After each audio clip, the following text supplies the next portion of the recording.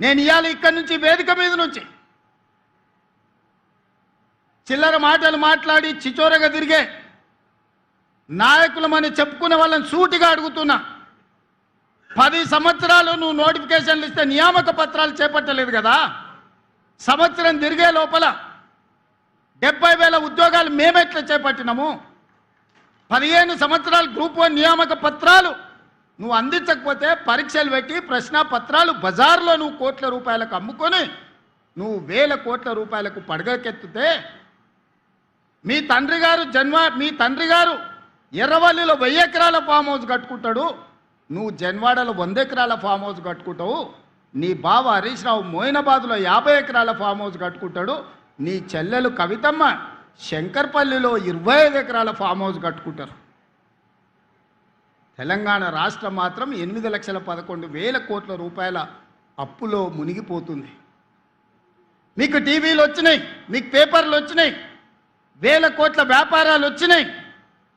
ఇంత ఆగర్భ శ్రీమంతులు నిజాం కంటే ధనవంతులుగా మీరెట్లా మారుతారు? 10 సంవత్సరాలల్లా 70,000 కోట్ల రూపాయల అప్పున్న రాష్ట్రం 8,11,000 కోట్ల రూపాయలకు తెలంగాణ ఎట్లా దిగజారిపోయిందో ప్రజలకు జవాబు చెప్పాల్సిన బాధ్యత లేదా అని ఈరోజు మేకతోలు కప్పుకున్న తొడేళ్ళని నేను అడగదలుచుకున్నా. అప్పుడే ప్రజలు మర్చిపోయినరు అనుకుంటున్నావా? మీ కుటుంబాన్ని అప్పుడే ప్రజలు క్షమించినరని అనుకుంటున్నావా? మీ కుటుంబం వల్ల ఈ తెలంగాణ సమాజానికి దాపురించిన ప్రమాదాన్ని ప్రజలు గుర్తించలేదనుకుంటున్నావా? నన్ను తిట్టినంత మాత్రానో, నీ కడుపులో ఉన్న విషాన్ని వెదజల్లినంత మాత్రానో తెలంగాణ ప్రజలు నిన్ను క్షమిస్తారనుకుంటే ఈనాటికి, ఆనాడు కాదు, తెలంగాణ కవి చెప్పిండు, నిజాముల పైజామాలు ఊడగొడతాం, దిగంతాలకు తరిమి కొడతామని. ఇవాళ నేను చెప్తున్నా, ఆనాడు ఆ కవి స్ఫూర్తిగా నిజాముల పైజామాలు ఊడగొట్టి దిగంతాలకు ఆనాడు తరిమిను. సాయుధ రైతాంగ పోరాటం బండెనక బండి కట్టి ఏ బండ్లో పోతో కొడుకో చుట్టుముట్టు సూర్యాపేట నట్ట నడమ నల్లగొండ కడతాం నీ గోరి అని బండి యాదగిరి స్ఫూర్తి ఈరోజు కూడా మా దగ్గర ఉన్నది. ఇవాళ నేను చెప్తున్నా, గజ్వెల్లనే నిన్ను సమాధి చేసే బాధ్యత మాది, మా యువకులది. తెలంగాణ సమాజం మీకు అన్ని అవకాశాలు ఇచ్చింది, ఆస్తులు ఇచ్చింది, అంతస్తులు ఇచ్చింది, ఆగర్భ శ్రీమంతులను చేసింది. ఏమి తక్కువ చేసింది తెలంగాణ? ఏమి తక్కువ ఇచ్చింది మీకు ఈ తెలంగాణ? మరి తిరిగి తెలంగాణ 4 కోట్ల ప్రజలకు మీరు మీ కుటుంబంలో నలుగురు ఏమిచ్చిందని ఈరోజు తెలంగాణ సమాజం మిమ్మల్ని అడుగుతుంది. ఏం అన్యాయం చేసింది మీకు? చెప్పులు లేకుంటే తిరిగేటోళ్లకు, గంజి గతి లేని వాళ్ళకి ఇలా బెంచ్ కార్లకు వచ్చినాయి కదా. అమెరికాలో బాత్రూమ్లు కడుక్కునేటోడు ఈరోజు తెలంగాణ రాష్ట్రానికి మంత్రి అయింది కదా. దుబాయ్ పాస్పోర్ట్ బోకరు తెలంగాణ రాష్ట్రానికి ముఖ్యమంత్రి అయింది కదా. ఏం తక్కువ చేసిందని నేను అడుగుతున్నా తెలంగాణ మీకు. ఎన్నడైనా ఏ దుబాయ్కి పంపించే పాస్పోర్ట్ బ్రోకర్ కేంద్ర మంత్రిగా తెలంగాణ రాష్ట్రానికి ముఖ్యమంత్రి అవుతాడని కలలు కన్నాడా? అలాంటి దుబాయ్ పాస్పోర్ట్ బ్రోకర్ని ఇవాళ తెలంగాణ రాష్ట్రానికి ముఖ్యమంత్రిగా తెలంగాణ ప్రజలు చేశారు. అమెరికాలో బాత్రూంలు కడుక్కునే నిన్ను ఐటీ ఇండస్ట్రీస్ మినిస్టర్గా 10 సంవత్సరాలు ప్రజలు భరించారు. రబ్బర్ చెప్పులు లేని కోమటిరెడ్డి వాళ్ళ ఇంటి ముందల 1000 రూపాయల కోసం గంటల కొద్దీ నిలబడ్డ నిన్ను, నీ కుటుంబాన్ని ఈరోజు మంత్రిగా చేసిండ్రు. బతుకమ్మ చీరలు, బోనాలు, బతుకమ్మలు వస్తే వసూళ్లు చేసే మీ చెల్లెల్ని కూడా ఎమ్మెల్సీ, ఎంపీగా తెలంగాణ సమాజం చేసింది కదా.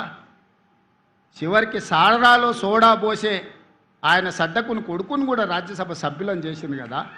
ఇది తెలంగాణ ప్రజలు చేసిన త్యాగం కాదా?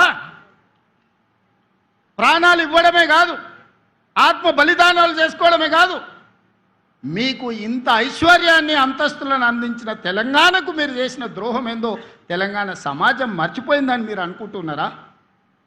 ఇవాళ అందుకే నేనున్నంత వరకు, ప్రజలతో మమేకమైనంత కాలం నిన్ను, నీ కుటుంబాన్ని తులసి వనం లాంటి తెలంగాణ సమాజంలో గంజాయి మొక్కను మొలకెత్తనిచ్చే సమస్యనే లేదు.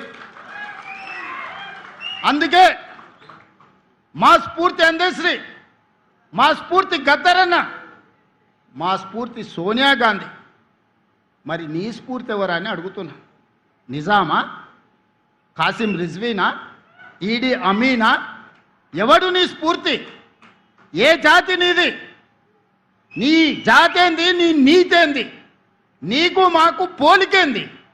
నీకు మాతో పోటేంది? మేము అదమర్చినప్పుడు, మేము కనుమూర్చినప్పుడు 4 కోట్ల తెలంగాణ సభానేజ్ని కబలించి దోపిడీకి పాల్పడుతుంది కదా. ఆ దోపిడీని మేము అంత ఈజీగా మర్చిపోతామా? అయినా ఒక్క మాట చెప్పదలుచుకున్నా. సరిగ్గా 2 తరాల ముందు నిజాం నవాబు కాసిం రిజ్వీ ప్రపంచంలో ఆగర్భ శ్రీమంతులు, ప్రపంచంలోనే అత్యంత ధనికుల లెక్కగట్టినప్పుడు మొదటి 2 స్థానాలలో ఆనాడు నిజాం ప్రభు ఉండే. సరిగ్గా 2 తరాల తర్వాత ఒక పారిశ్రామికవేత్త బాగా రాణించి 1000 కోట్ల రూపాయలు సంపాదించినాక ఆయనకు కోరిక కలిగింది.